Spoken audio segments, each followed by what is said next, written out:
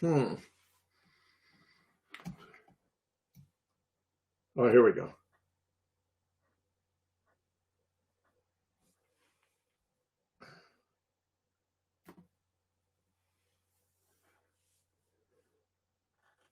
Very good. Okay.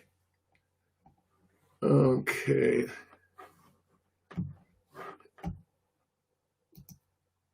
we go. Okay.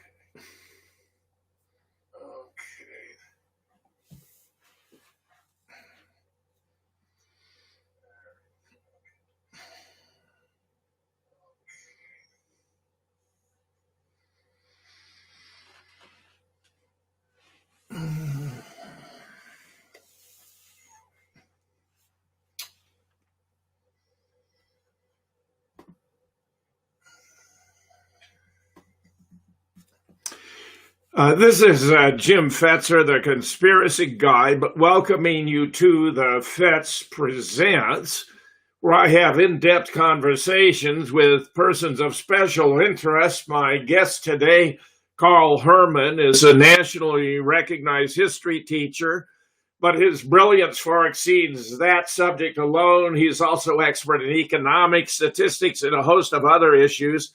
One of the smartest guys I know on planet Earth. I wanted to bring him here to help us sort out what's been going on. Now, those of you who are familiar with these shows know that if you have any questions, you want to put them in the chat line in caps. Put them in the chat line in caps.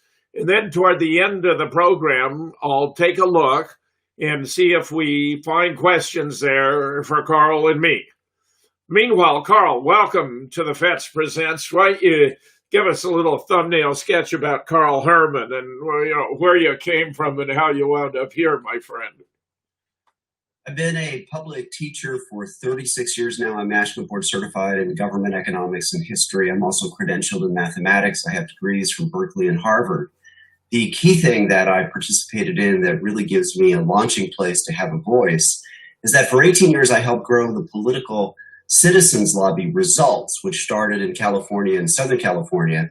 I brought it to Northern California as a UC Berkeley student. We expanded into 100 communities, 7 countries. We were key players for the largest meeting of heads of state in world history at the time, the 1990 World Summit for Children. And then we were the key voice for the 1997 Microcredit Summit. Microcredit, small loans to the poorest of the poor. And the founder, Dr. Muhammad Yunus, he was recognized in 2006 with the Nobel Peace Prize for that. With 18 years of working with the leadership of both political parties, we discovered that the world still exists in a neo-colonial empire. The developed countries have no interest in ending poverty. They have a deep commitment to continuing poverty, to force those human resources to extract the most amount of profit of natural resources. I've since have published work through the Claremont colleges in economics, part of which we'll talk about today. And as well, I authored a white paper with 200 footnotes that was circulated among interested members of Congress when Congressman Kucinich was working to impeach Bush and Cheney. And I regarded Dennis Kucinich at the time as the smartest member of Congress. Of course, therefore, they had to take him out, in his case, by redistricting, so he wound up no longer having a seat. If you were here, I'm looking at a photograph that was taken when Dennis Kucinich came to the Duluth campus at the University of Minnesota when I was on the faculty there, and he came up into the audience. And a radio show host who featured me was not far behind in the next row, and he took a picture of me looking up at Dennis Kucinich. It's just a wonderful photograph, Carl. It's over here in my library. Maybe I'll have to pull it over and share it. But I was a huge fan of Dennis, and it seems time after time that the best members of Congress somehow are forced out, maneuvered out, replaced, especially if they don't sign the pledge. As Cynthia McKinney revealed, now well over a decade, that new members of Congress are asked to sign a pledge to put the interests of Israel ahead of those of the United States. And if they decline, They find themselves confronted with a well-financed alternative candidate, or that their district's been redrawn and they no longer have a seat. A friend of mine on the new JFK show, Gary King, asked me, and this was a couple of years ago, did I know how many members of the then present Congress had refused to sign the pledge? And I admitted I did not know. And he put up one finger of one hand. One finger of one hand, Carl. You don't think that could be part of the problem with the governance in the U.S., do you?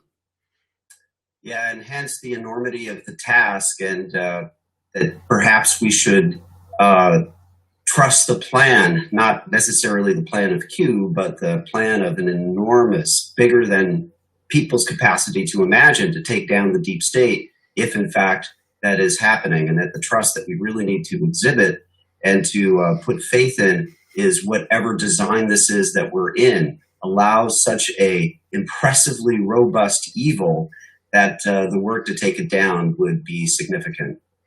Yeah, you must tell us your big picture take on everything going on. I mean, the efforts to take out Trump have been ongoing and horrific. We had Russiagate, then we had Ukrainegate, we had the impeachment, then we have the COVID, then we even have Chinagate, because John Bolton was claiming China was trying to get Trump elected. And then we have Antifa, the riots, the looting, all of which appears to be stage managed.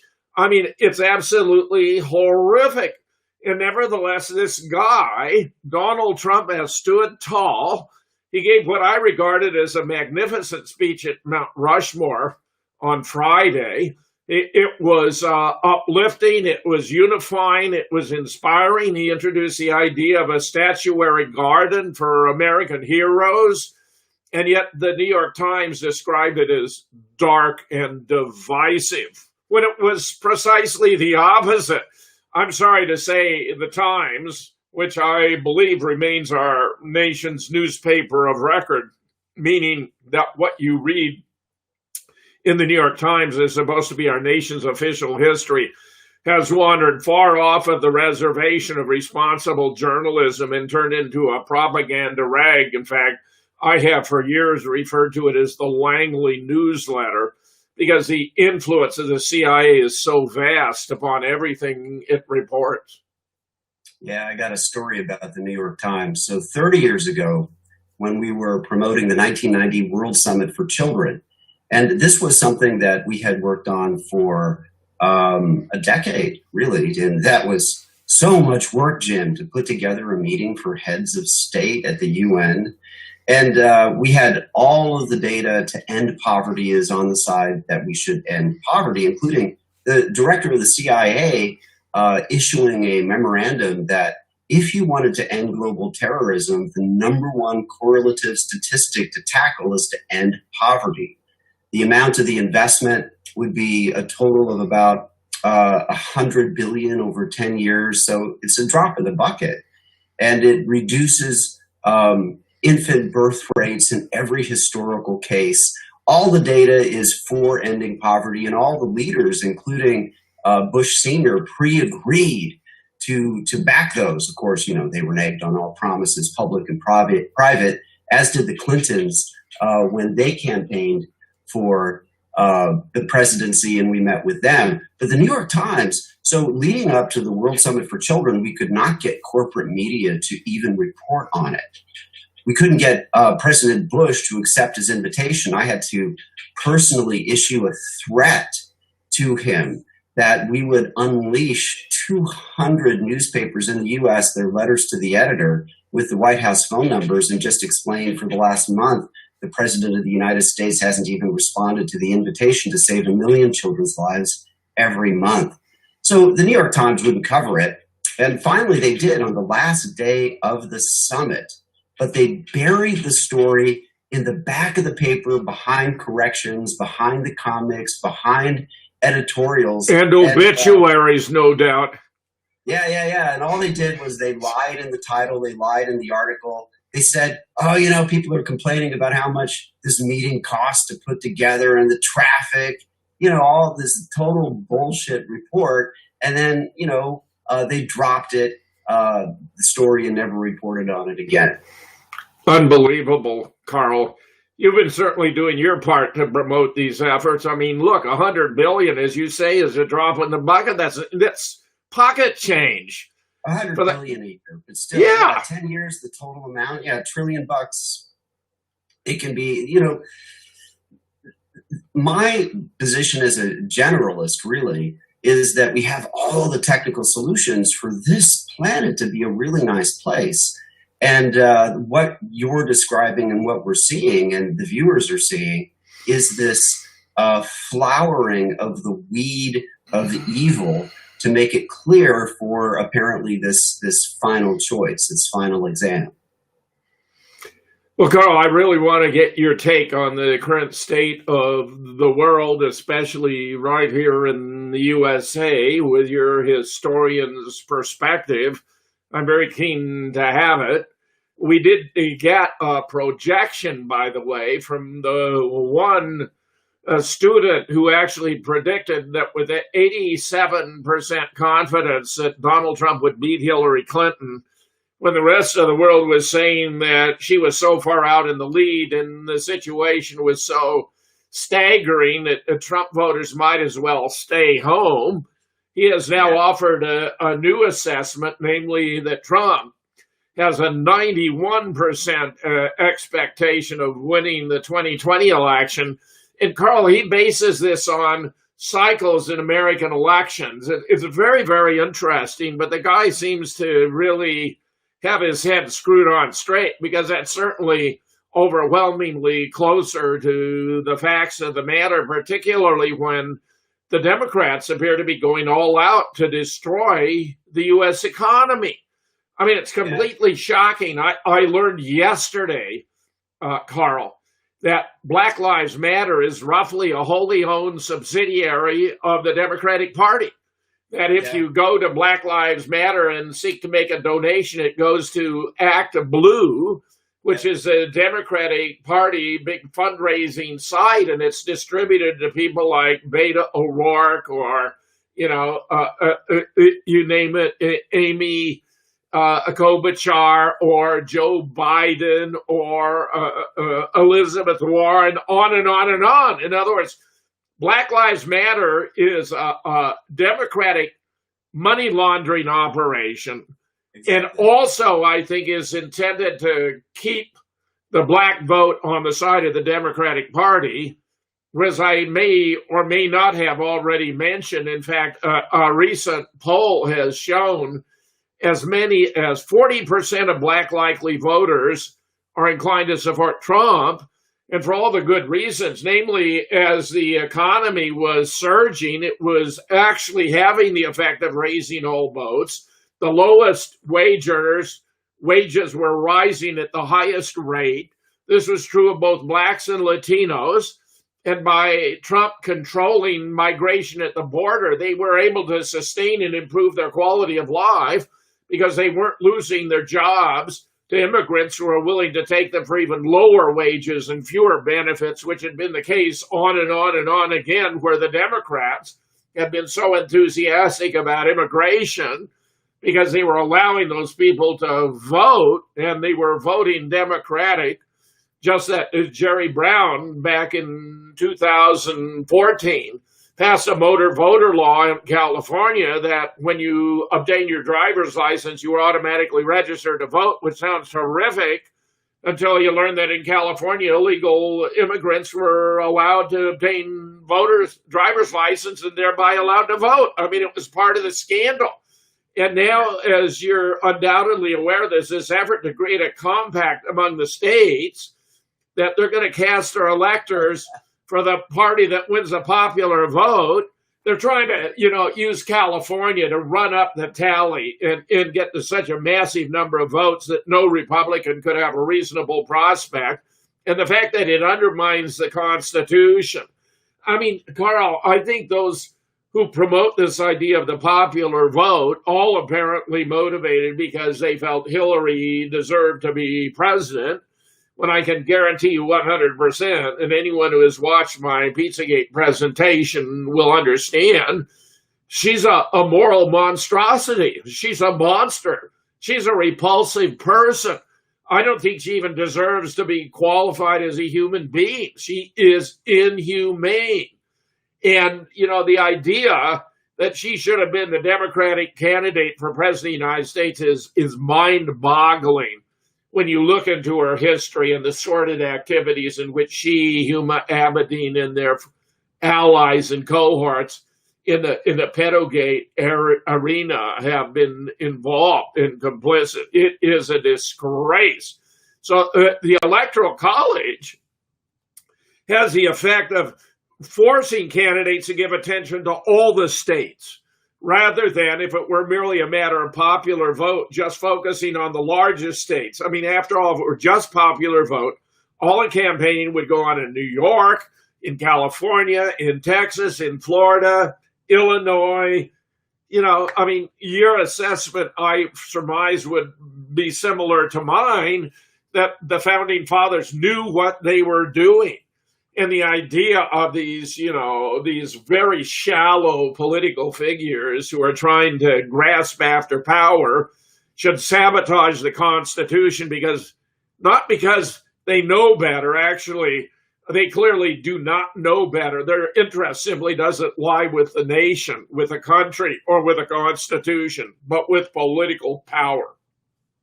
Yeah, the original idea, as best as I can understand the Electoral College, was to avoid these popular figures like military generals being pushed into positions of power, so that you would get local people discussing, and then they would choose an elector. They would pick the brightest person to go ahead and check it out, to have somebody in the community you trusted go check out the candidates and then cast votes, so that you had this check on people's uninformed opinion being responsible for a vote.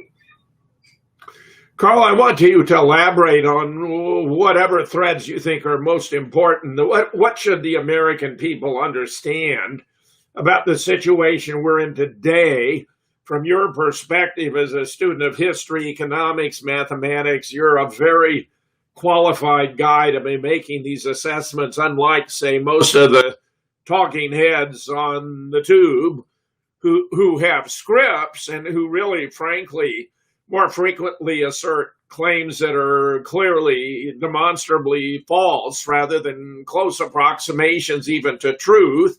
You are a figure of a completely different character, and therefore I believe our audience would welcome your assessment of what's going on today. How did we get here, and how do you think it's going to play out? Awesome. I'm ready. Shall I share the screen? You may share the screen, Carl, if you like. Okay, you're going to have to... Oh, you're right. I got to have to give you the permission. Yeah.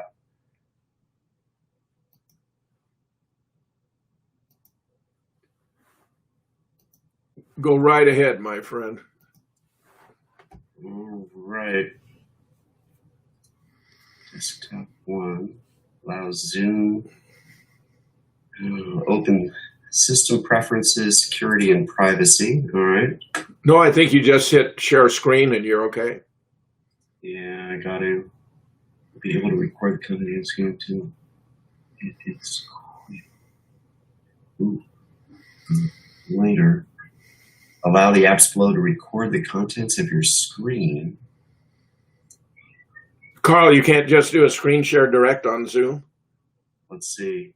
It's given me choices of desktop 1, and then open system preferences, security, and privacy to grant access. No, I've already granted you access as host. You should be able to just click the green share screen at the bottom of your screen there, and if you've got open the slides you want to present. Okay. Says it's not going to do it unless I quit Zoom US app now or do it on your own later. Well, Carl, I'd say then just use it as a guide. If you have access, go ahead and lay out the stories even without the images. Just lay it out verbally if that works for you. Yeah, I can do it. It's always better with visuals, but I can do it this way. So everything that I'm going to tell you is on my blog, Carl, B as in boy, Herman.blogspot.com. And as a historian, and as we kind of set the context for this, there is already a provable case of corporate media literally covering up the crimes of an ongoing rogue state empire. The wars are lie-started, the wars are illegal, and what we're seeing now with the acceleration of these events, and you touched on them, and I'm just going to read here from this list, and you provided them: Russiagate, the crime list impeachment, Obamagate now, this pandemic, Ms. Maxwell's arrest. Now, all of this is impressive political theater, and I'm going to emphasize that this is just political theater until we have the arrests. The biggest context is that the American general public are not awake. We're at a precipice of, while I believe that we're on the beginnings of this victory, and that we can demonstrate that Q is a white hat insider through the coordination of language and timing with Trump tweets. And Q promised that there would be a drip, drip, drip of disclosure and then a flood. That's exactly what we're seeing. Q also said that we wouldn't like it because the people have to see the evil for themselves. And that certainly is what we're witnessing. Now, on the downside is that this would be an unprecedented a victory for humanity. And all we've experienced to date are black hat psyops. That said, I don't think Q is a black hat psyop. The disclosure of the truth, I think, is too risky, and they're not just too lazy for it. I think that what you move towards with they're just being lazy, evil monsters, and the easiest path is what they would do. That said, we are at risk of Civil War 2.0 if we don't get arrests soon. The riots are escalating. Although we can't believe anything that corporate media tells us, we are seeing more heavily armed rioters. So that is a concern. Oh, I certainly agree. And it's outrageous. I mean, you have these, it turns out that Antifa and the Black Lives Matter are, as it were, the paramilitary arm of the Democratic Party. And when you see the events they're pulling off, they created chaos in Portland now. And you have a very large, there you go, Carl. Way to go. There you go. Very good. Okay, why don't you go ahead and pick it up right there, Carl. Go right ahead. All right. Woo, this makes it easier. Okay, so these are just my talking points, and then I'm going to lead you through some of the articles to be able to show people. And then the benefit of this recording is that they can go back and go ahead and look at all this stuff. So people really do have a choice, and in all kinds of different philosophical considerations. And part of my favorite is the transformation of a caterpillar into a butterfly. And if you think about the experience of being a caterpillar, is that you just engorge yourself into this monstrously fat, immobile type of being that just hangs themselves up and literally goes through a type of death to be reborn. So the idea that it's going to get really, really bad and is darkest before the light, that just may be the way that we face these transformations. If you would consider you were the witness of water boiling into steam, you would be horrified at the state change. And yet we're in this type of state change. With this particular article, as professional academics, you and I, we are professionally confident that if we say something is historically accurate, we are willing to engage, we are willing to debate, we are willing to be corrected. We are ethical scholars. There are two documentaries with the arrest of Ms. Maxwell that if people want to be able to see the evidence of this pedophilia and the deeper, darker aspects of it to the child trafficking and the adrenochrome. Have you seen Fall Cabal, Jim? No, I have not seen it, but I'm intrigued. Okay. It's in 10 parts. It's 2.5 hours. Out of Shadows is also that's 77 minutes. Have you seen that one? No, I've not, but you tell us all about it. Okay. So Out of Shadows is a Hollywood insider who just goes through and just says what he saw through the adrenochrome and the parties and the dark aspects of it. And Fall Cabal just walks people through a lot of what you're seeing with Pizzagate, which you have covered, and the WikiLeaks emails of like saying we're going to have some kids in the pool for further entertainment. Their ages are 7, 9, and 11. Why would leading Democrats, I think this was Podesta, why would they say that little kids in a pool are going to be for entertainment? You have emails talking about President Obama bringing in $65,000 worth of hot dogs and pizza, which is terms for little boys and little girls to bring them into the White House. So this is wide out into the open, and we'll see what happens with the arrest of Maxwell. Part of the background of what Americans have been through and the whole world has been through is these ongoing illegal wars of aggression that are all started on lies. You and I have had maybe, I don't know, about a dozen conversations. I'm not keeping track, but we discuss that in detail. And I think that, you know, as a teacher of history and as a teacher of captive high school students, is that they are totally able to get this. I have not had any student who has been able to say, or any parent who's been able to say that, you know, Mr. Herman, this just can't be true. The only thing we get is silence, or I have taught college level AP courses in US government and macroeconomics. I got permanently banned from the AP US government listserv, the discussion among the teachers, about 2,000 teachers, for raising the evidence that the ongoing US wars violate 2 treaties after each of the world wars, and that they were begun with lies known to be false as they were told. Even though I had it completely documented, even though I had written that white paper that was circulated among members of Congress, the College Board just banned me, and they literally said the legality of the wars is not an appropriate topic for a college-level U.S. government course, Jim. You're kidding me, Carl. How could it not be? What could be more appropriate? I mean, that's just astonishing. Yeah, it's crazy. It's crazy. I just got off a 1-month suspension. That was a long time ago in the Obama administration. I just got off a 1-month suspension among the AP economics teachers. And that was for the stimulus package.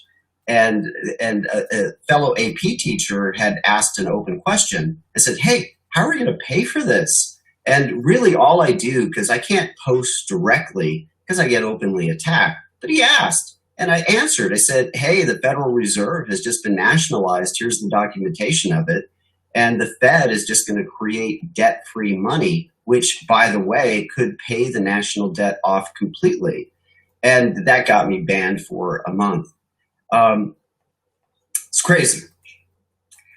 In order to quantify some of the damages of and to understand why we have this ongoing rogue state empire, it really is to loot the world. These are just rapists in an economic sense as well. This was documentation that I had been looking for, you know, forever. And, you know, there's only so many things that you can look for, but to quantify what has been the economic value of this colonization. And this was from a couple of years ago in an Indian economist. And this person came up with a total of about $45 trillion looted from India over 173 colonial years. And what I needed to do was to make that number make sense, which I try to do right here. 45 trillion, that's about 260 billion a year. And that's about 10% of the modern UK GDP. So that would mean that if we had a similar figure for the US, that we would be getting a benefit of about $1.9 trillion dollars a year, about half of our federal budget. So in order to understand the motivation for colonialism, to be able to take their resources directly and then pay the people whatever close to slave wages you can, that the value of that translated to US would be about half the federal budget.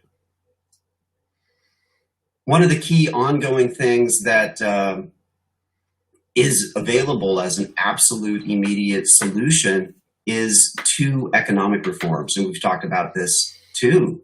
Public banking. Over half of the states now, Jim, in their state legislative branches are openly considering public banking. Did you know that? No. That's fascinating. Including California. Of course, nothing is really accelerating with that, but it's in the background, and this might be yet another area of entire breakthrough. The benefit of that, to quickly explain and to hopefully motivate people to look into this, and that there's literally nothing more valuable for people to understand. If you have for example, a state-owned bank, in the Bay Area, we upgraded our Bay Bridge going from the East Bay, where I live, into San Francisco. And we were told that was, if I remember correctly, $6 billion. That was financed through debt securities. When you sell the debt securities, this 30-year cost of paying the Wall Street experts to manage that for you and then paying the for-profit interest rate for that typically doubles the cost of the bond. So you'd have to pay $12 billion back instead of $6 billion. If you were the bank, then you can issue yourself the credit directly. So as an economics teacher, we all teach that the power of creating credit is a legal authority given to the banks. They don't lend people anything. They don't lend other people's money. They create credit out of nothing. And Carl, what you're implying is, and thereby save roughly the double expense. You have it a whole lot closer to what it actually cost instead of this massive pile on of fees for processing and interest. Exactly. You'd save 50% of the nominal cost. There's one state that has its own bank, North Dakota, and that's the only state out of 50 that has increasing budget surpluses rather than the threats of austerity that every other state is getting. So the idea that we have solutions is very important. And we need to know that those who are watching the show are going to have an important role. All the pain, all the attacks that you're getting from family members and friends. And my personal experience after being a civic activist for 43 years now, beginning at age 17, to really be committed to having command over the facts of ending poverty, and then through economics, and then all the stuff that I'll write about now. Even though you and I and anybody engaged become more competent with the facts and our ability to present them, my own personal experience now is that this causes more and more avoidance of colleagues and family members and friends. So I think that this friction, the heat, is getting hotter and hotter, Jim, and the ordinary people who haven't woken up yet to the empire are feeling this discomfort of that heat strongly. Well, it would be fascinating if other states adopted the North Dakota model, because it makes a huge difference in the lives of the residents of North Dakota. They are overwhelmingly better off. And the state, as you observed, is a more vibrant and robust economic entity. And it would have immeasurable benefits if other states were to adopt that model. Yeah. If we quantify the benefits, it's literally worth about $1 million per average household. It erases the national debt. And I guess I didn't mention the other reform, which is basically called monetary reform. The scam that we have is creating what we use for money as a debt owed back to privately owned banks. And the Federal Reserve is neither federal nor do they have any reserve. That name is intentionally obfuscating that is a consortium of private banks. And monetary reform is just being able to create what we use for money directly as a positive number to invest in infrastructure. we could have full employment, the best infrastructure we can imagine. And one of the principal areas in economics to emphasize is that when you invest in infrastructure, hard like a bridge or a hospital, or soft like teachers or healthcare providers, investments in infrastructure return greater economic benefit than the cost of the investment. That's why we make those investments. So you get triple benefits. You get the best infrastructure you can imagine, you get up to full employment, and you get falling prices in the long term. So there are always, with these talks that we give, and all of our colleagues, Jim, it's this paradox of it's at the same time worse than you can imagine, more horrible than you can imagine, and at the same time, it is better than you can imagine. This planet could be such a beautiful place for everyone. And everyone watching this show has an important role to play, no matter what plays out in this strange opera, this space opera that we're in. I wanted to take a look at this article here because as a professional historian, I'm less and less motivated to do the work to document the tragic comic lies. But, from time to time, I just have to. This is all of the stuff that went on with Russiagate and Obamagate and the lies that they were caught in. So part of what I want to emphasize, Jim, is as a historian, and I'd be interested in your take on this, I have never seen such official disclosure through Congress of the deep state's lies and crimes. This is really unprecedented. Can you think of any time similar in history with this much disclosure of the evil? Well, I think you'd have to go back to the Pentagon Papers, for example, Carl, to find something comparable, or perhaps to Snowden's revelations or WikiLeaks, where Julian Assange has done such a great benefit to the United States by revealing so many secrets that, in particular, in this case, the Democratic Party, Hillary Clinton, the Clinton Foundation, John Podesta, his brother Tony, and so forth, would have preferred the public never know.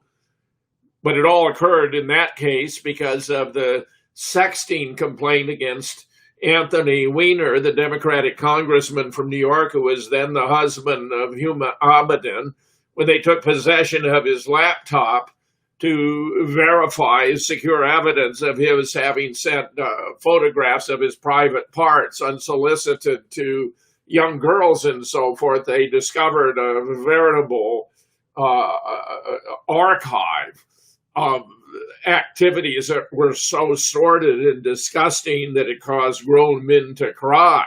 But I think those are the only parallels that come to mind, for me at least, on this occasion.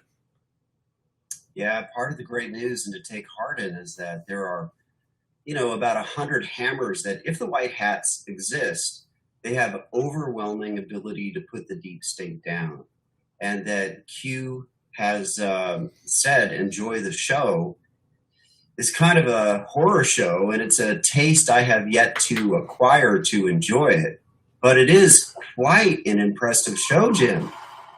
So since we do have time, let's catch people up, because corporate media is never going to remind people of the damning evidence. So you had Clapper, the director of the National Intelligence. I never saw any direct empirical evidence that the Trump campaign or someone in it was plotting, conspiring with Russians to meddle with the election. Okay, so to remind people, all these people had to say under oath that all of the Russiagate stuff that they had alleged had no factual basis. That is a lie. And that corporate media, what, you think that they somehow forgot to ask, what is the verification of this evidence? What is the factual basis to make this claim? So this is just an orchestrated, exactly as the president has described it, and I think not without some tongue-in-cheek, for a witch hunt, because these people are, by all evidence that you're pointing to with these WikiLeaks disclosure and Fall Cabal and Out of Shadows, that they are Satanists. And even though you and I may make fun of it, it's what they believe.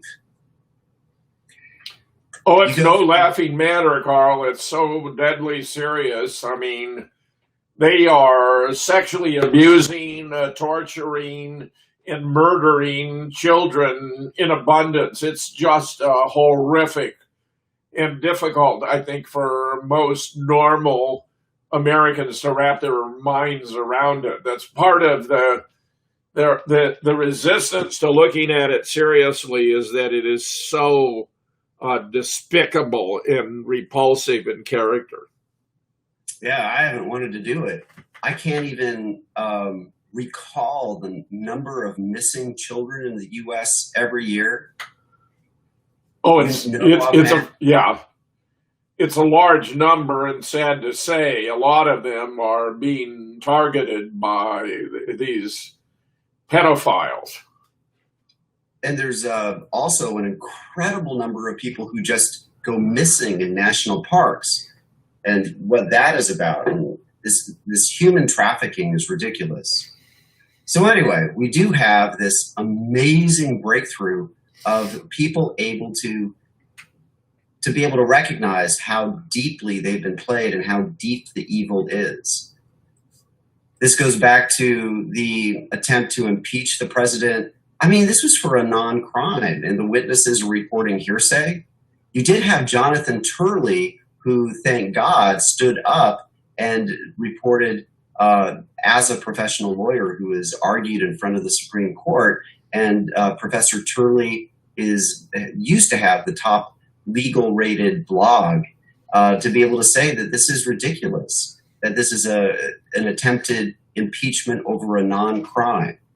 Americans are also witnessing the zombie DNC party promoting this demented war criminal, quid pro quo, child groping, hair sniffing, gun grabbing, pathological liar, plagiarist Biden, with Sanders rolling over on command again to push this guy as a candidate despite his senility and his immorality. So, it's crazy, the contrast, and what I see is, like it or not, life is presenting this opera for people to be able to choose a side, which is basically, do you want to back these psychopaths, or will you be a patriot and stand up for the U.S. Constitution, the ideals of the Declaration of Independence, and basic rule of law? In context, as you and I had talked about, in the current political environment, anybody who stands up to the deep state is at risk of being assassinated. For those in the audience who do not know, the King family civil trial proved this with overwhelming evidence that the United States government planned and then executed Dr. King. And all the evidence was brought out from the family's work. Coretta spent more than twice the number of years married to Martin to bring this evidence to trial. And it was Martin's friend and attorney, Dr. William Pepper, who is still alive and still in his early 80s now, who did that work. So, this is crazy how deep and dark and long-standing this history is. And our only hope is that if Q is true, to be able to have some authoritative voice. Jim, I don't think that we're going to have the capacity to win, given my experience of colleagues, family, and friends, that they need to be told that this is true.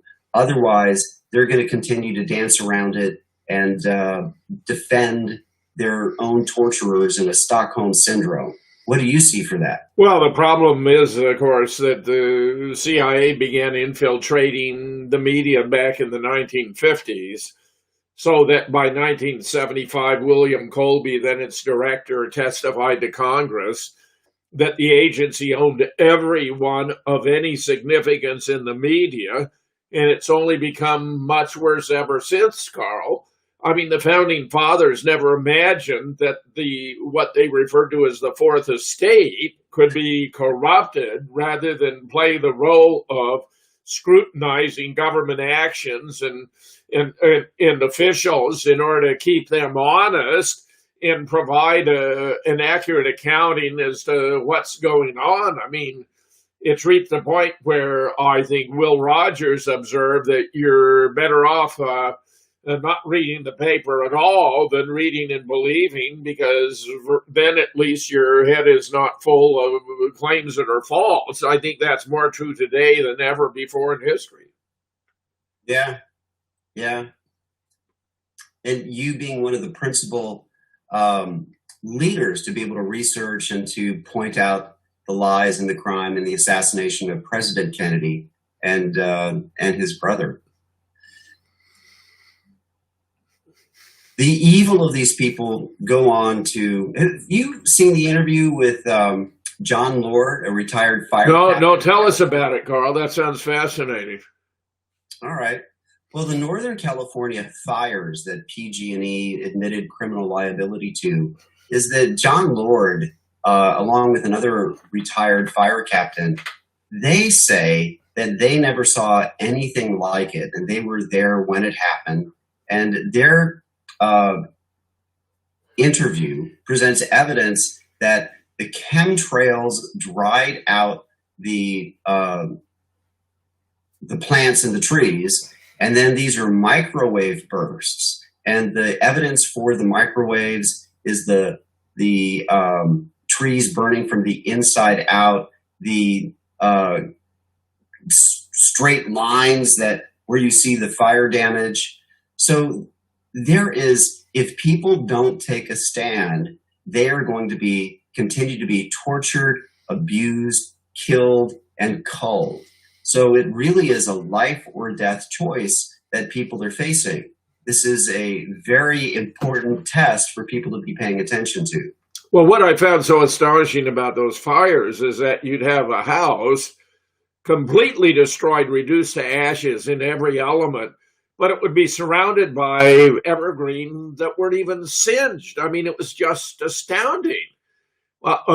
Yeah. Let me see if I can get any pictures of this here. So this guy took extensive photographs in order to make this case of what burned and what didn't burn in his expert testimony. And yeah, there was, one house would be completely looked like it was blown up. I presume that the smart meters had something to do with it, though I don't know if that emerged during the PG&E acceptance of responsibility, but it was most certainly bizarre. These were not naturally occurring events. No, and that's what he, as an expert and somebody who trains firefighters, concluded as well. I think it would be helpful to take a look and to be able to explain to people how the orders they're receiving to wear a mask or to stay inside, or that you're non-essential and your business has to be closed because you're non-essential, that's illegal. Yeah, they're unconstitutional. You're right. Judge Napolitano was very good about explaining how the federal government can't mandate because the federal government doesn't have responsibility for health care, that is a function of the states, but even the state can't actually direct that you have to take certain precautions unless it's on the state property. I'm therefore a bit baffled that we've just had a mandate here in Madison, Wisconsin, that you have to wear a mask out in public in Dane County. I mean, I am just baffled by this. It will be the front page story in the Wisconsin State Journal tomorrow, Carl.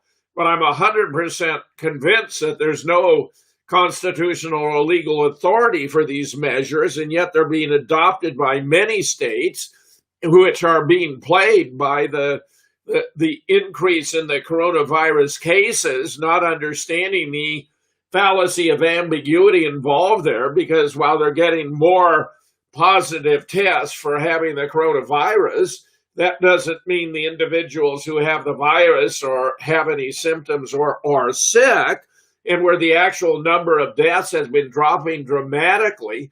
So we have a larger number who have the virus. The drop in the deaths means that the risk of death is shrinking enormously. And it's one of these cases where the mainstream and, alas, the Democratic Party are playing the American people out of their scientific illiteracy and the statistical incompetence. It's just stunning.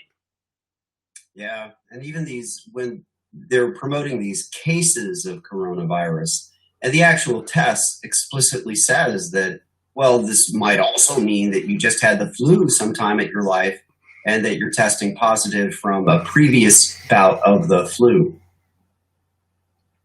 Well, and here in California, the governor recently, and this was reported on corporate media, that he ordered 19 California counties closures, and he literally did it via Twitter and Facebook.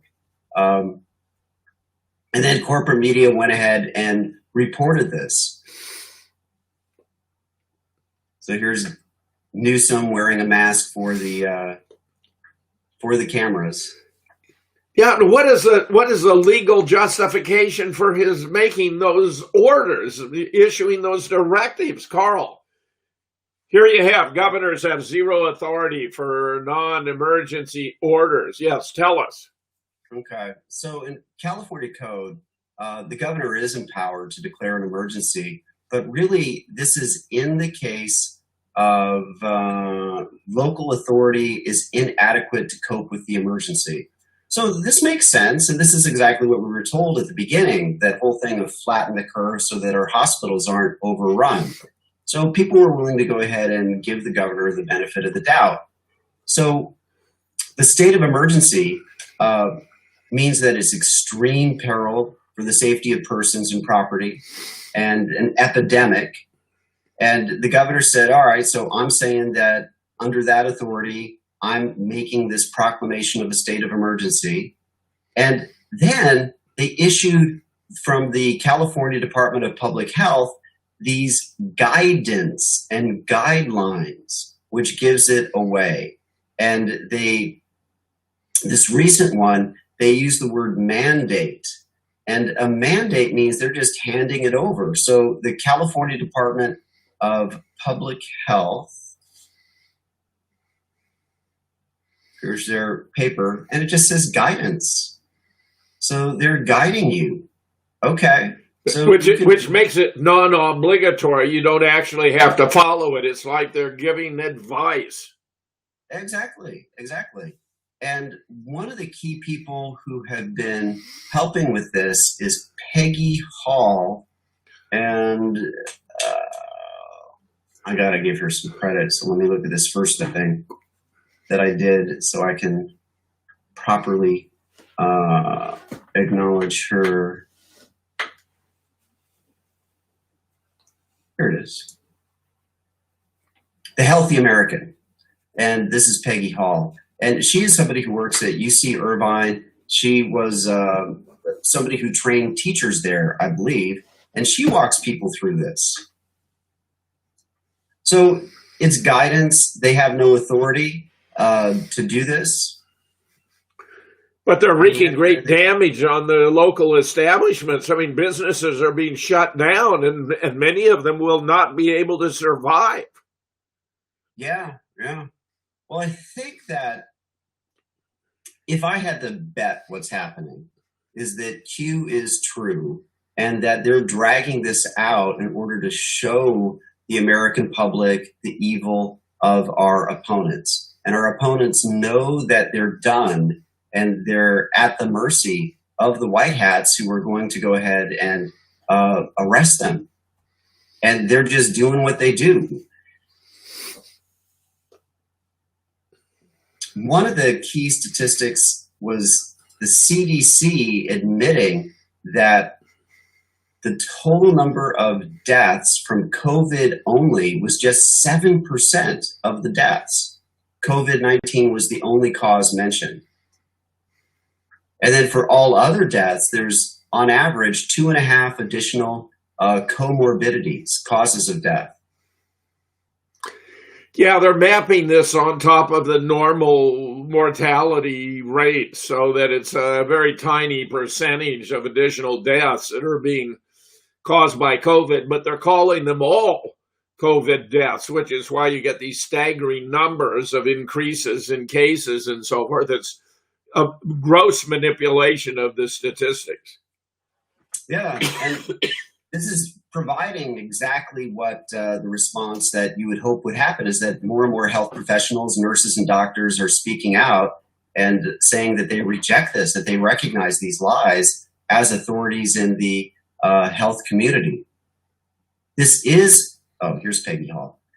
This is a violation of federal law, and this is Title 18, Section 242, color of law, and that is illegal. You cannot say that you have legal authority when you don't.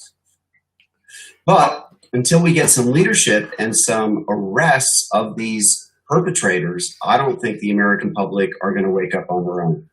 Carl, I think that's really important because you have massive suits under that very statute, under that article of deprivation of rights under color of law, that this is all, fatuous, has no warrant, scientifically unjustified, but they're playing it a game on, models that were fabricated and designed to instill fear into the American people. In fact, this whole business is fear-driven, leading the American public to be highly non-rational, non-responsive to reason. It's just almost like a religious conversion. Yeah, and that really is the status of it, and that the human beings just can't on their own pull themselves out of this. They're going to have to be told. We need to have some sort of breakthrough from military leadership or through the White House. Otherwise, I don't think they can be woken up. At least I know through the 43 years of my personal efforts, I have been insufficient to the task. Well, you've at least been making an effort. I mean, for crying out loud, Carl, you've been speaking up about these issues in as wide a range of forums as you can find. Yeah, that's all that we can do.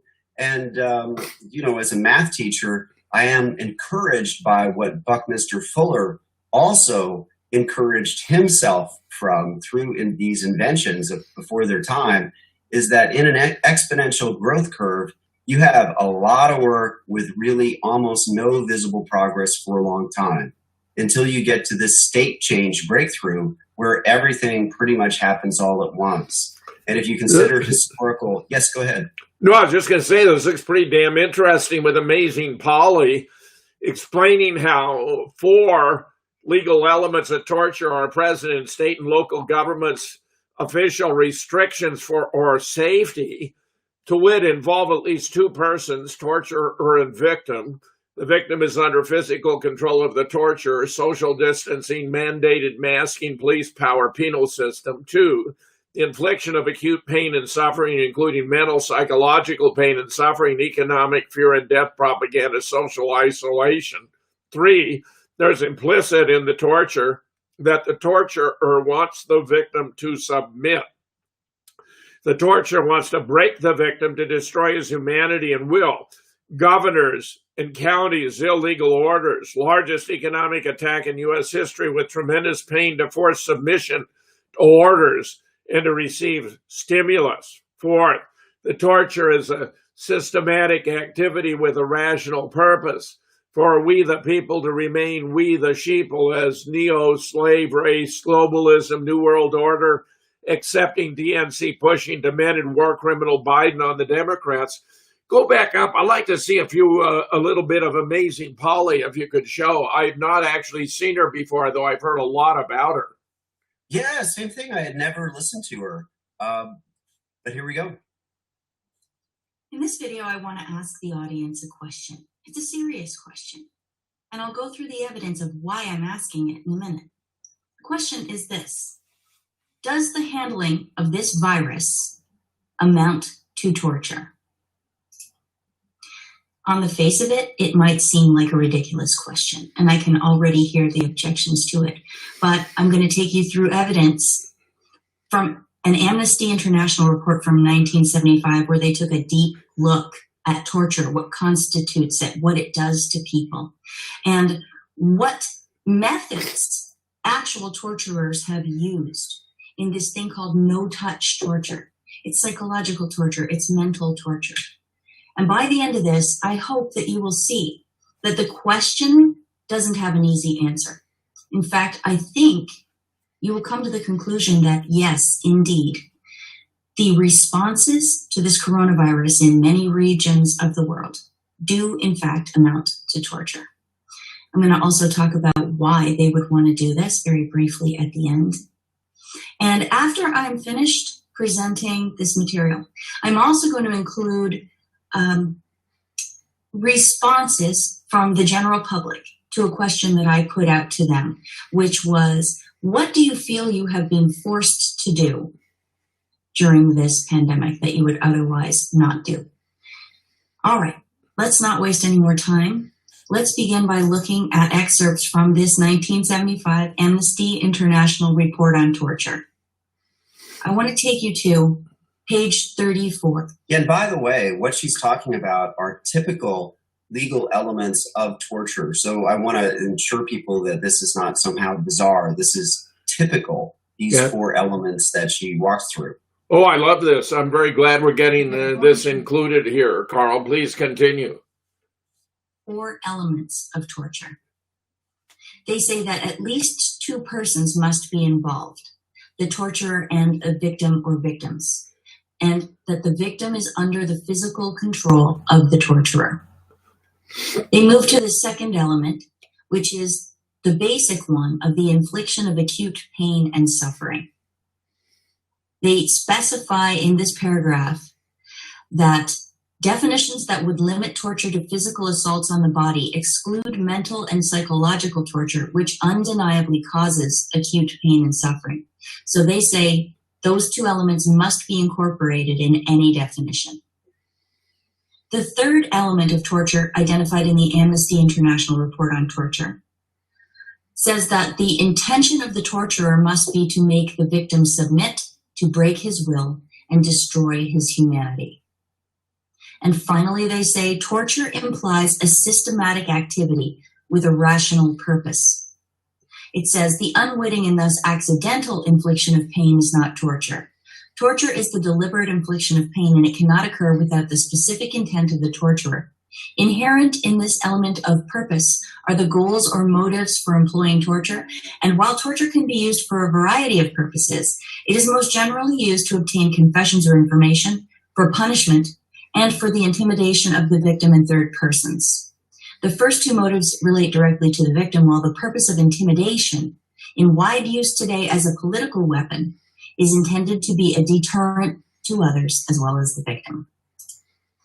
So in those 4 elements, we see where Amnesty International defines the boundaries. And they finally come up with a concrete definition that they use for the remainder of their report, and it is this.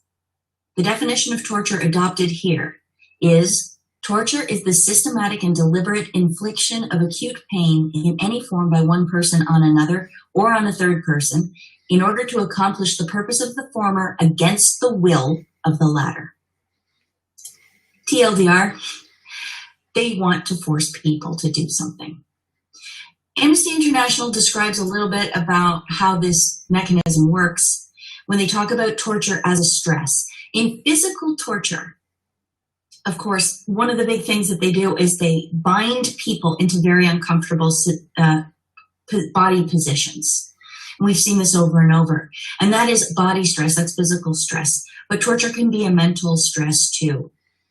In this section, Amnesty International describes torture as stress, and they go through acute, short-lived shock response type stress, subacute, medium-term stress, which produces anxiety response, but allows the victim to maintain morale and personal integrity, and then through to the chronic response to stress, which is long-standing, and it includes depression, suicidal ideation, dissociation, derealization, regression, becoming accident-prone, a loss of will to live, and possibly suicide. This is the stage the torturers want people to get to. They want to move everybody through the shock. Let's say when you first get taken prisoner. Now, this is all about POWs, remember. But we can apply this more widely, and that's what I'm going to do shortly. So their experiences of acute stress might be the initial capture. And then the subacute stress is when they don't know what's going on, and they're first being interrogated and maybe left hungry, maybe left sleeping in terrible conditions and this sort of thing.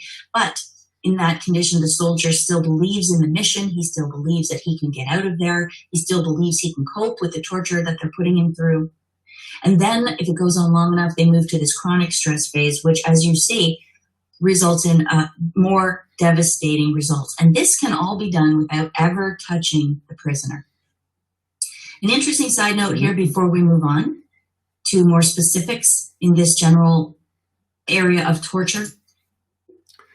Dina just said this is a wonderful preliminary to my guest on Thursday, who will be talking about targeted individuals and the use of directed energy weapons, which obviously have a physical dimension, but also a psychological. So all of this is really tying together in a very powerful way.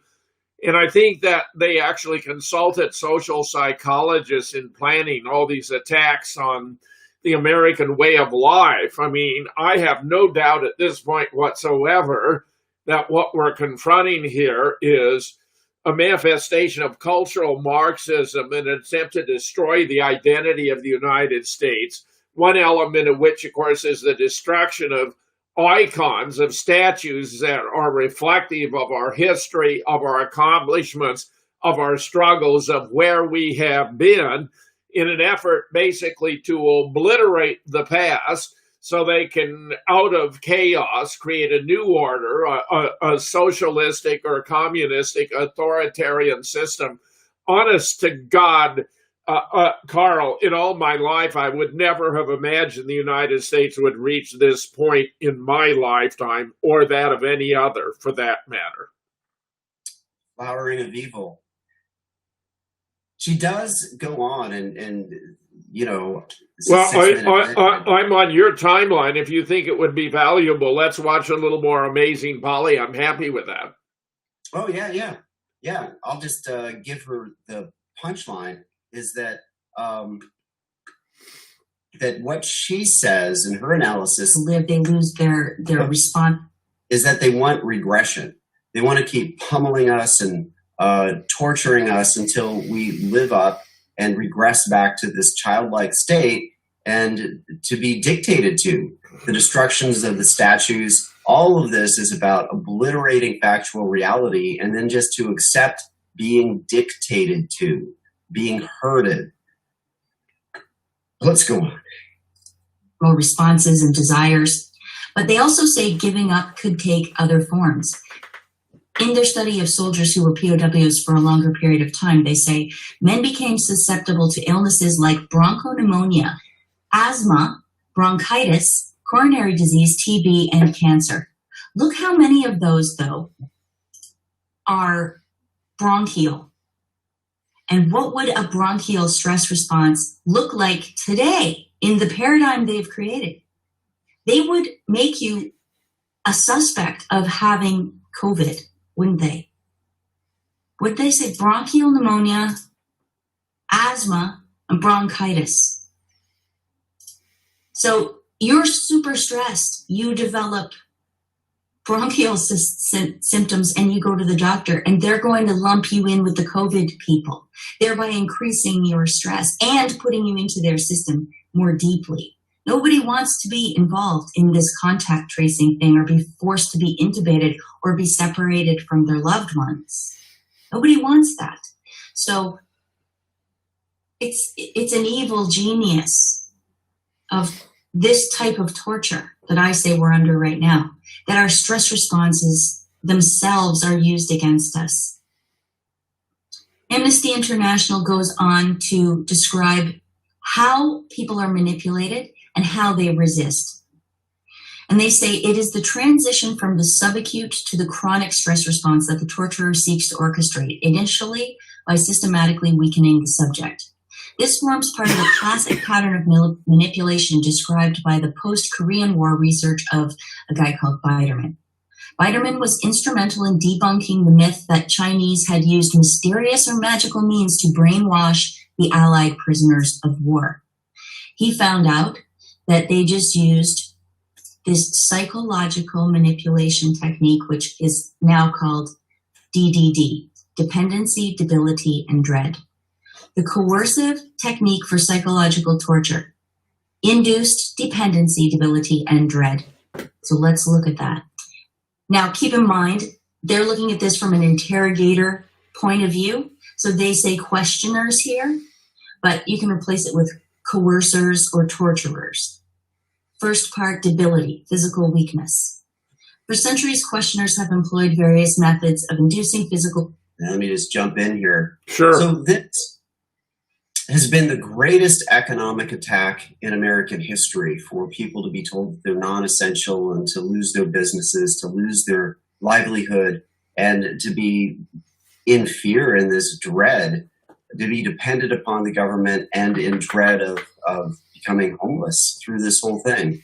I don't have any good data yet on the quantification of the economic loss from these policies. Are you aware of any of that, Jim? Oh, it's going to be in the trillions upon trillions, Carl. It's going to be the most devastating economic blow in our history.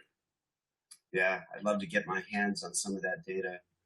And much of it has been a transfer of wealth, because banks and big corporations have been buying up, a property at bargain basement prices, and the big companies are, in essence, running the little companies out of business. Or should I say, the fake pandemic is being used as an instrument to enhance the strength of the big corporations at the expense of the little companies. Turns out that there are like 5.7 million companies in the U.S., 90% of which have 20 employees or less, 75% of which couldn't sustain no income for a month, and it's now been several. So we can anticipate you're going to have the emergence and survival of these monster companies that, in essence, are working in collusion with the state. So it's actually a form of fascism that's being promoted and implemented by means of a manufactured medical emergency, which actually is nothing of the kind, but where they're being very, very clever in how they play the public, such as over the ambiguity of the meaning of the word case. I mean, it's just astonishing.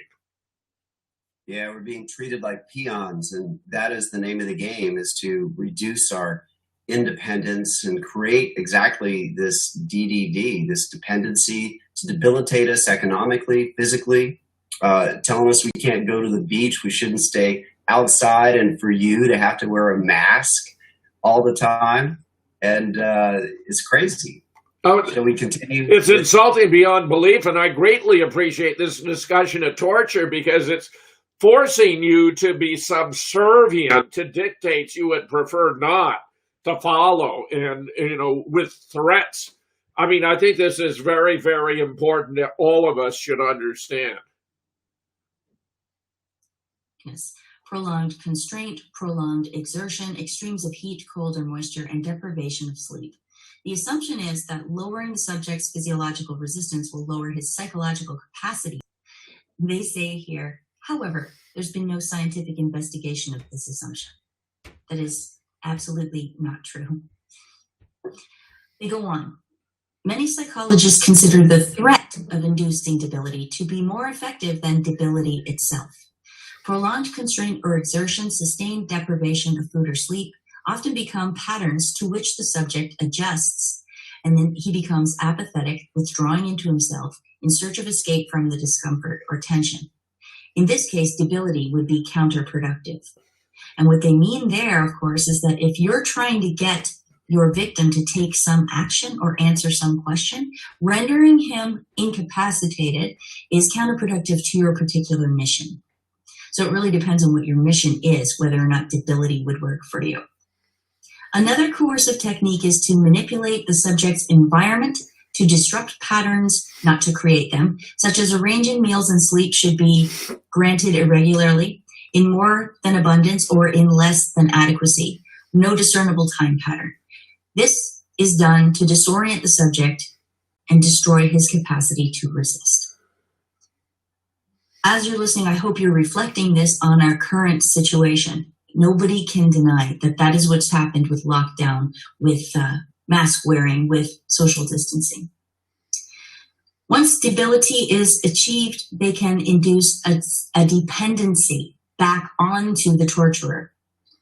The victim is helplessly dependent upon the torturer for the satisfaction of all basic needs. Seems obvious how that applies to our current situation. And finally, once the chronic stress phase is reached, the victim goes into a sense of dread, intense fear, and anxiety. Sustained long enough, a strong fear of anything vague or unknown induces regression. A word of caution, they say.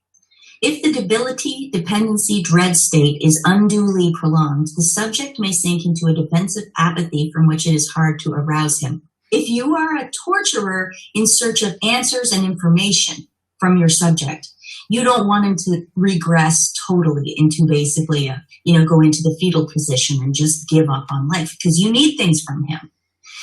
I argue that in our current situation with the coronavirus torture, what they want from their victims, all of us, is basically for us to regress to a childlike state, because the only thing they want from us is for us to blindly obey them. They don't need answers from us. They need exactly nothing from us. They just want to control us completely. Okay. They want us to vote Democrat. Biderman. He was the... What's that, Jim? They want us to vote a certain way. It's appalling, Carl. I mean, this is so blatant. I think this is a wonderful dissection of the social psychology of the phenomenon that we're up against. And believe me, this is being driven by political considerations that are not being explicitly addressed, but which are the underlying subtext without which we can't really begin to appreciate the situation we're in. Yeah, and the appreciation of the situation, of the contrast, the polarization of the choice is really what we're witnessing. And it really is as simple as good or evil, patriotism or psychopathy, freedom or torture. Carl, we can continue with you. I'm very glad we had this encounter with amazing Bali. I'm very favorably impressed. Continue. Yeah. So I do reflect upon what Gandhi and Dr. King, their methods. And Gandhi was trained as a lawyer. And I just want to read this quote, or if you want to read it, for what he said regarding trying to get freedom in South Africa back in 1903, right here. You want me to read it, or you want to go for it? One thing we have endeavored to observe most scrupulously, namely, never to depart from the strictest facts, and in dealing with the difficult questions that have arisen during the year, we hope that we have used the utmost moderation possible under the circumstances. Our duty is very simple and plain. We want to serve the community, and in our own humble way to serve the empire. We believe in the righteousness of the cause, which it is our privilege to espouse. We have an abiding faith in the mercy of the Almighty God, and we have a firm faith in the British Constitution. That being said, we should fail in our duty if we wrote anything with a view to hurt. Facts we would always place before our readers, whether they are palatable or not, and it is by placing them constantly before the public in their nakedness that the misunderstanding between the two communities in South Africa can be removed. I really like that quote because I can really feel what a lot of the activists resonate with. I mean, we're not trying to be rude, but we're not going to lie. We're not going to accept a lie. And Gandhi characterizes it that he had faith in his own government, the British ruling in South Africa and in India, and he felt that it was just a misunderstanding. His views, of course, would evolve, and later he would say, we just can't cooperate with them because they're evil. They're looting and lying to us. And here you have a 2-minute message from Martin Luther King. I think that would be super to play, Carl, if you like. It would be. It would be. This was from a speech a year to the day before he was assassinated. The last year of his life, he took on ending the Vietnam War. In the King family civil trial, the family and Bill Pepper, Dr. Pepper, their conclusion as to the motive of the United States government to assassinate Martin is that where he was assassinated was his last stop before organizing what he hoped would be a 1 million-person march upon Washington, D.C., the Poor People's Campaign, and then to camp out, to occupy Washington, D.C., until the monies used for the Vietnam War were redirected to end poverty within the United States. Our leaders certainly couldn't have that. So they had to go ahead and assassinate him. And part of the benefit of King's sacrifice, of the Kennedy sacrifice, and so many others, is that these are among our strongest cases to be able to demonstrate the criminality and the existence of the deep state. So this is 2 minutes from that speech put into a context of our current wars.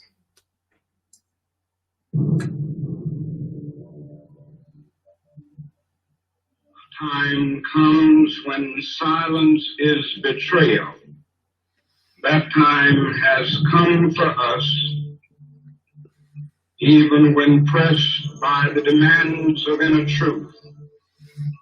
Men do not easily assume the task of opposing their government's policy, especially in time of war.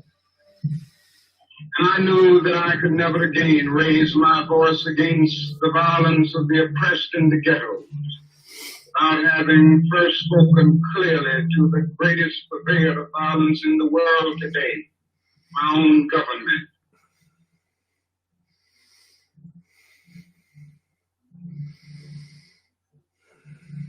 What do they think as we test out our latest weapons on them?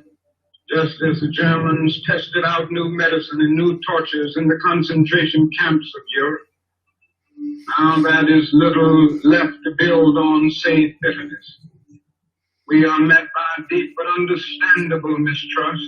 To speak for them is to explain this lack of confidence in Western words, and especially their distrust of American intentions now. The world now demands a maturity of America that we may not be able to achieve. This way of settling differences is not just. A nation that continues year after year to spend more money on military defense than on programs of social uplift is approaching spiritual death. Somehow this madness must cease. We must stop now. I speak as one who loves America. To the leaders of our own nation, the great initiative in this war is ours. The initiative to stop it must be ours. You know, Carl, thinking about some words you offered here just before we watched this was very suggestive to me of some of the agenda of the extreme left today, but where I am reminded, of the words of John F. Kennedy when he observed that those who make peaceful reform impossible make violent revolution inevitable. What we're actually witnessing here today, I think, with the extreme left of the Democratic Party is a revolutionary attempt to dismantle the system, to destroy capitalism. Ilhan Omar was making that point today in a very talk that I caught on national television earlier today about destroying capitalism and having a society in which the motive of profits was no longer applicable. And it occurred to me that they are using threats of violence and the actual performance of violent acts, such as looting and riots and arson and even murder, as a club to bring about changes that ought properly to be handled through the political process by referenda, for example, by votes within a society, whether it's a city or a county or a state.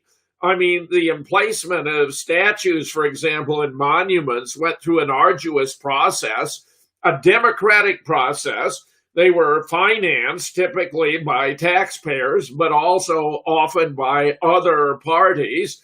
They are not the property of Antifa or Black Lives Matter, which are nevertheless destroying them largely with impunity heretofore, sad to say, though I'm very glad to see that various communities are now responding to hold those who are performing these illegal acts responsible for what they have done. But where it's becoming increasingly apparent that this is the divide, that the average American believes in the mechanisms of reform, which include, of course, periodic elections, the recall petitions, other ways of gaining a redress of grievance from the government, whether it's at the local, state, or federal level, whereas these, the Antifa, Black Lives Matter, and their allies, principally in the Democratic Party, are just going full-blown in a bulldozer-like style to accomplish their goals, regardless of the requirements of the law or democratic process. We really are encountering here, I think, in a very clear and dramatic way, the difference between reform as an element of a constitutional republic and democratic process, and revolution, the exercise of violence to achieve your goals, where they're even making it manifest that if we do not do what they demand, they will burn us down. Now, I don't believe they could succeed. We have in excess of 100 million armed Americans who wouldn't tolerate this kind of nonsense, but they nevertheless can wreak a tremendous amount of damage. And I'm even growing extremely apprehensive that we are being distracted by all these acts of violence and so forth, that events are taking place behind the scene that may be even more ominous, because one of the objectives here has been to transfer from actual cash money to a digital currency.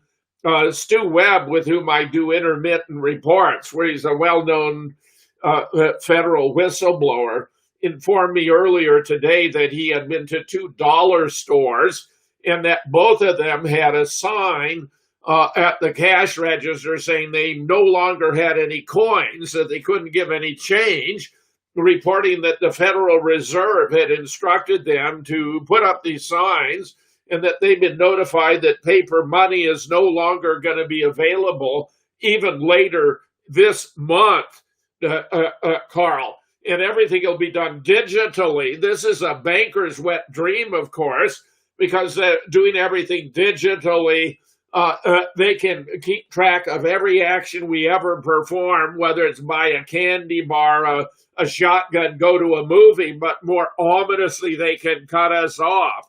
It appears to me to be part and parcel of a social credit system or a merit system such as is employed in China, where if you don't conform in the fashion that is desired by the authorities, they can punish you. In this case, if all of our financial transactions are digital, anytime we reach a certain point of being objectionable to the deep state, they can simply cut us off. I'm apprehensive that this may be an even greater threat than the riots and looting we've observed on such a widespread basis already heretofore. Yeah, you hit up on a couple of great and essential points. One is, and I like, part of why I like and believe that Q is true. Well, why don't you go to your image? Stop sharing here so we can see you, Carl, better. Just stop. All right. Yeah. Let's see. All right. Or maybe let me see, Carl. I can regain host. Okay. But you need to stop share. I gotta find where that button is. Should be right in the middle at the bottom. All right, I'm getting.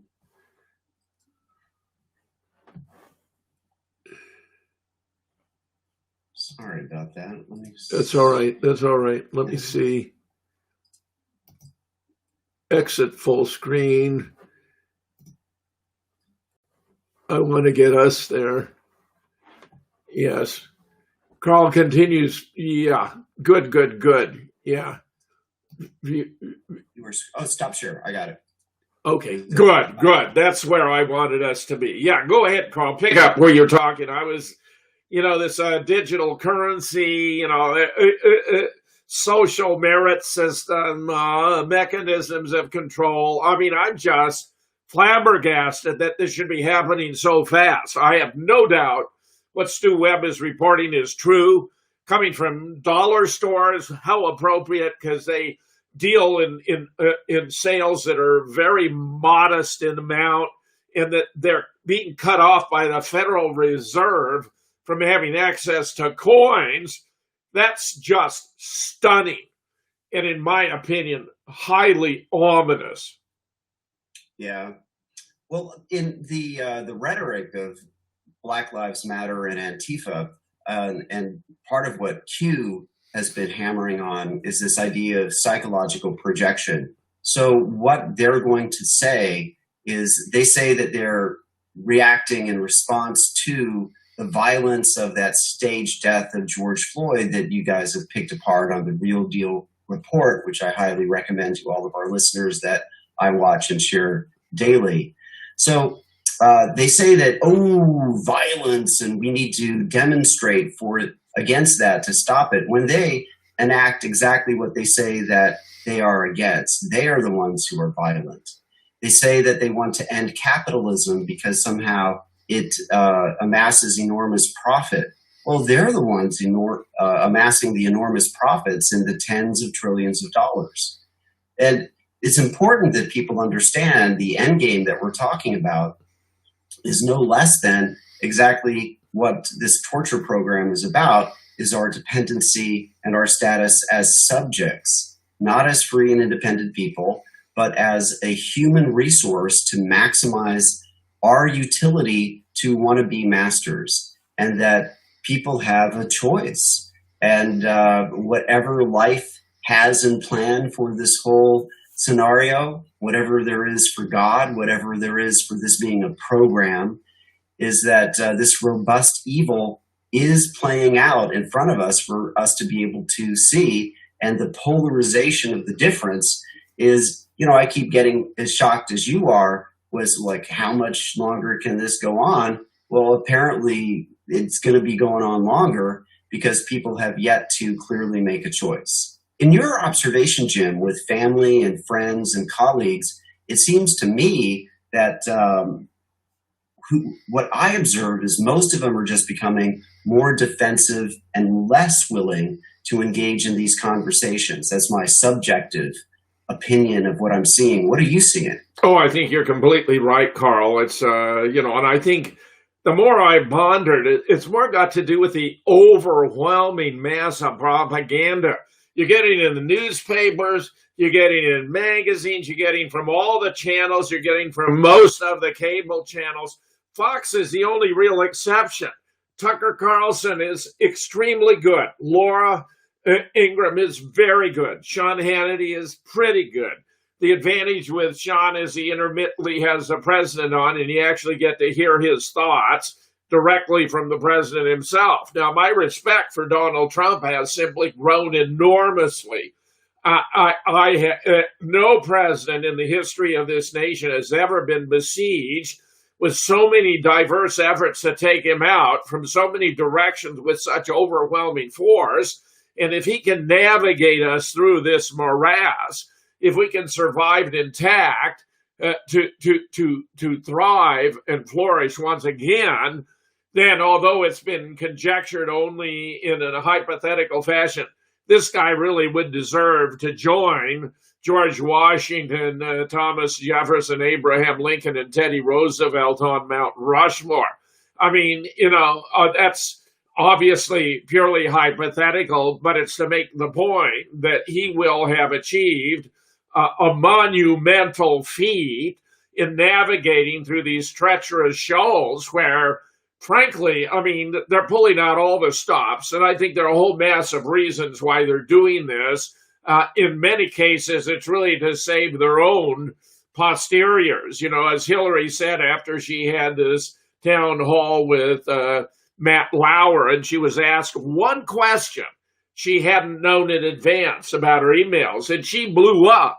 And Donna Brazile, who was supposed to have managed the whole thing, was at the receiving end, and she was just unleashing on Donna Brazile. And she added by asserting, if he's elected, we will all hang.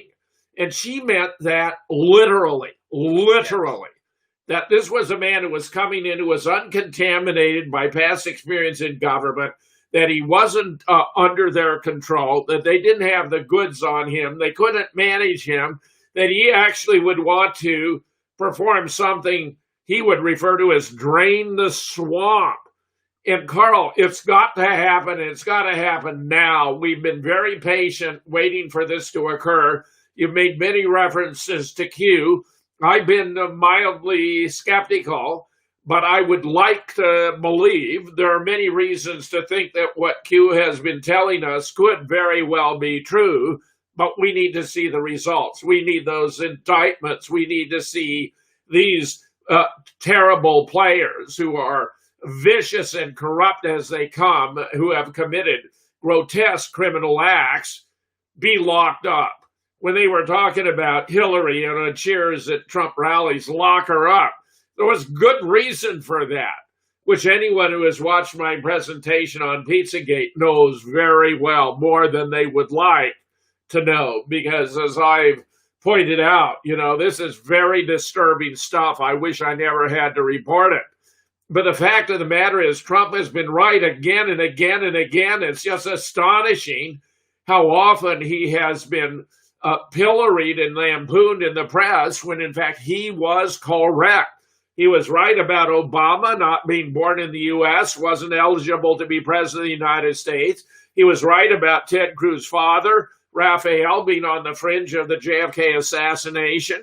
He is right again, and again, and he's never given the least credit. It's part of this onslaught of propaganda, the likes of which the world has never before seen. Frankly, in my wildest dreams, I could never imagine this kind of constellation or array of forces set against a duly elected president of the United States. And by the way, Carl, I just want to say for our audience, those in the chat room, if you have any questions for Carl or me, put them there in the chat in caps so I can take a look and share them with Carl. We can be responsive. I'm very glad you're here. And what we're talking about is extraordinarily serious. So if you have questions for Carl and me, just put them in the chat. I've got the chat available here at my side. Put them in caps so they'll stand out. But Carl, I'd welcome your response to what I've just characterized as a situation as I see it. Unbelievably desperate for the fate, the sake of the nation. Absolutely serious. You're correct. And if people consider that a lot of the patriots have become impatient, and there really isn't any choice other than to express ourselves into this storm as best we can and to accept the limitations of our self-expression.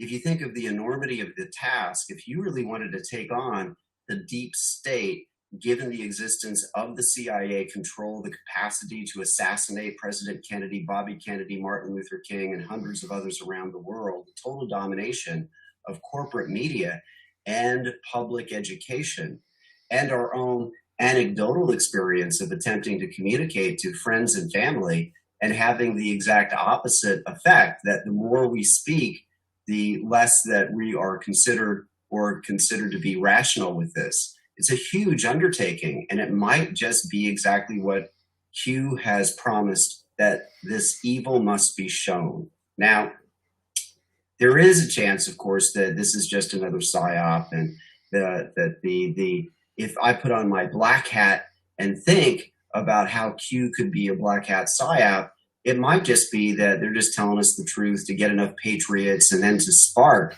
a Civil War 2.0 through the staged or real assassination of Trump and or Obama to destroy America. But I think that's too much work for our black hat opponents. I think that they're fundamentally lazy parasites. I don't think that they would go through this. So I do have hope. And I'm with you too, is that I'm ready to win this thing. But what are we going to do except try to develop a taste for this horror show? Carl, I've seen just enough signs to encourage me to believe that Q may in fact be spot on. We didn't have the ship Mercy that actually sailed in a configuration that looked like a Q. We've had other manifestations, you know, that where Qs appeared where you would not have anticipated something shaped like a Q would appear. I think that the man really is dedicated to the best interests of the United States. And while Nancy Pelosi's and others actually project by suggesting he's put his own self-interest ahead of that of the nation, it's clear that claim was refuted when he gave up his greatest strengths heading into the election, namely the surging economy and the soaring stock market, when he was convinced by Tony the Rat Fauci and this Deborah Birx that the Neil Ferguson model that projected as many as 2.2 million Americans would die, as well as 500,000 Brits if the economy were not shut down, he shut down the economy. That was a self-sacrificing act. That was altruistic. That was to benefit the American people. Now, he himself was being played. I believe today he understands that it was all really a psyop against him. And it even appears that there are dimensions to this that have remained unexplored to this day. For example, just before you and I came on the air together, we learned that Ghislaine Maxwell, who, of course, was the procurer for Jeffrey Epstein, who was running this very elaborate Mossad operation, to obtain compromising photographs and videos of American political elites and others engaged in activity that would be profoundly embarrassing in order to blackmail them to benefit Israel. It turns out that her sister is married to Anthony Fauci.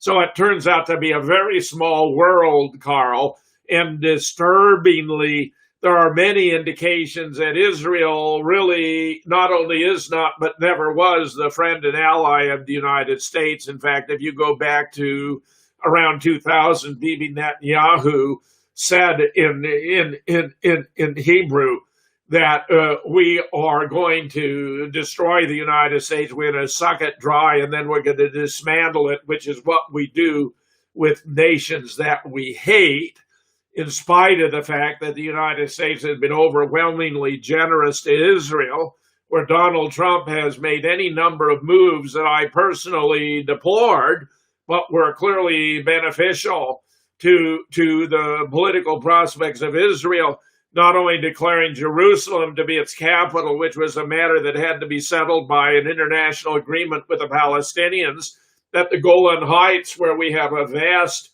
natural gas deposit discovered, belongs to Israel, when for the rest of the world it's simply Israeli-occupied Syrian territory, that he really went to the extent of defunding the International Refugee Organization that assisted Palestinians in distress, and by executive order redefined anti-Semitism to include criticism of the actions and policies of the government of Israel, which is far removed from its legitimate definition as discriminating against a person on the basis of their religious orientation or ethnic legacy.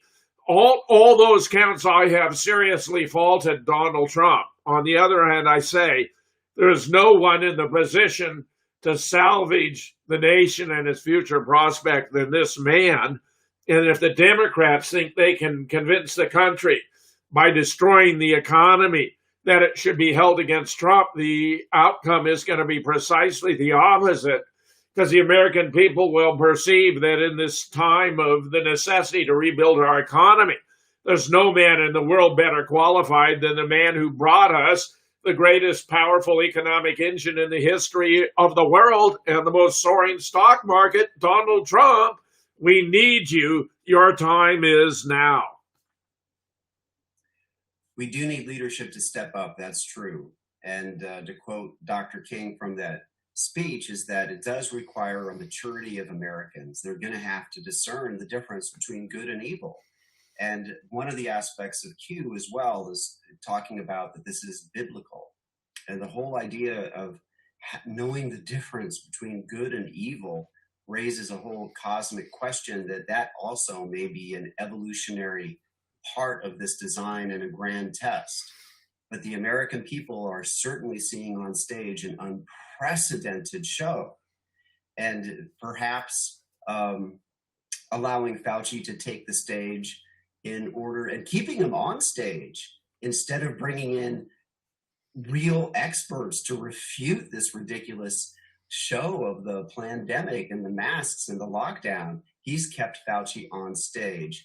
Now, this breaking news of Maxwell's sister married to Fauci, the photographs certainly look like it. And if this is true, this could play out. And the bigger they are for Fauci, the harder they fall. And I hope that's true. Well, it's become obvious that the Democratic Party has sold its soul to the devil. It's the most astonishing development, Carl. I actually voted for Bill Clinton twice. I voted for Barack Obama twice. But when it came to Hillary versus the Donald, it was a no-brainer for me because I knew of the vast corruption of the Clinton Foundation, their drug dealing out of Mena, Arkansas, Bill's predilection to sexually abuse women. He wasn't just a womanizer. He actually was a rapist. And of course, we find this history, the Clinton body count has exceeded 200 at this point in time. They dispose of their enemies and they're not very subtle about it. So I just say, Hillary Clinton, how a major political party could nominate a woman of her degree of corruption to be their candidate is beyond belief. That was certainly an inappropriate thing to do, but where she has, acquired so much power. I mean, remember this whole idea of the Russia hoax was introduced by John Podesta and Robbie Mook, who were Hillary's campaign managers after her defeat, to obfuscate that they had run an incompetent campaign. Even Michael Moore, the darling of the left, was predicting that Hillary would lose because she was neglecting the Rust Belt states of Pennsylvania, Michigan, and Wisconsin.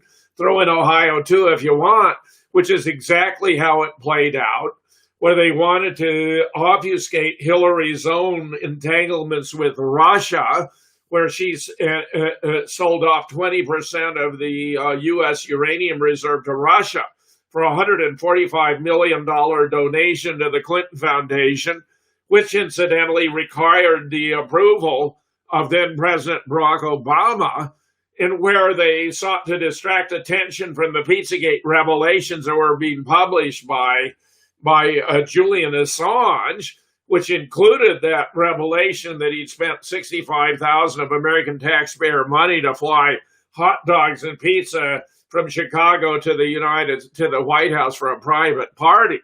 And I say, and I've asked this question before, if Julius and Ethel Rosenberg received the electric chair for sharing the atomic secrets with then Soviet Union, what do Hillary Clinton and Barack Obama deserve for selling off 20% of U.S. uranium reserves to Russia?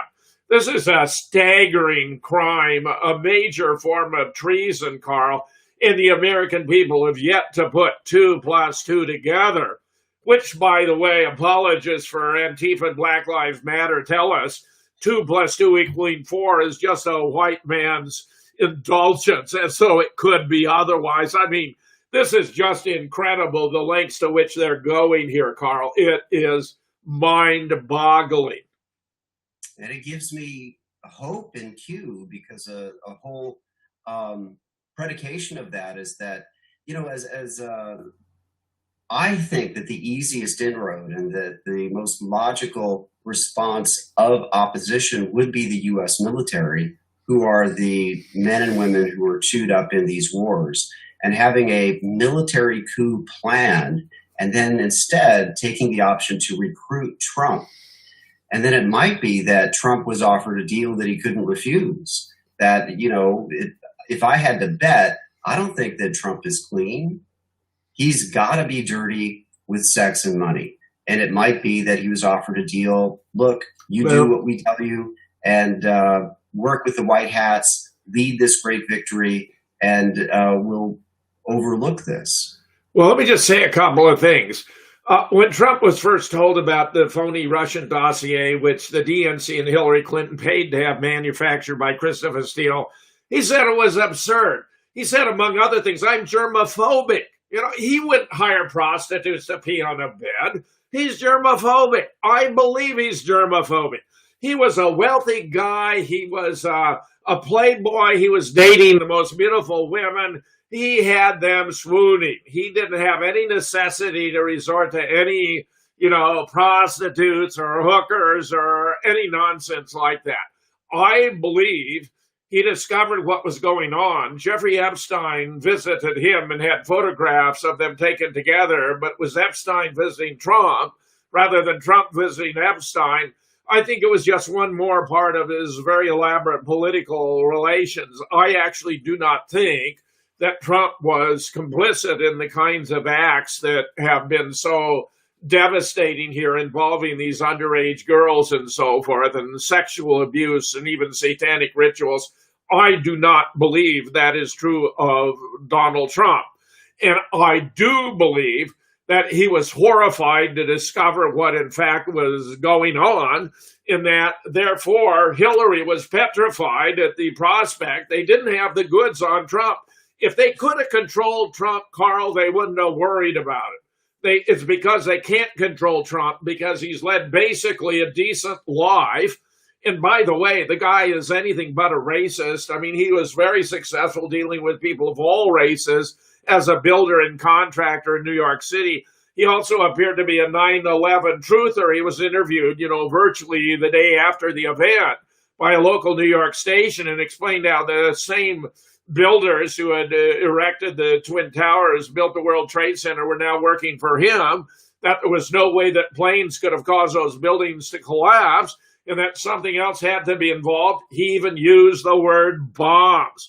And by that, he meant, of course, massive sources of explosive force, and he was 100% correct.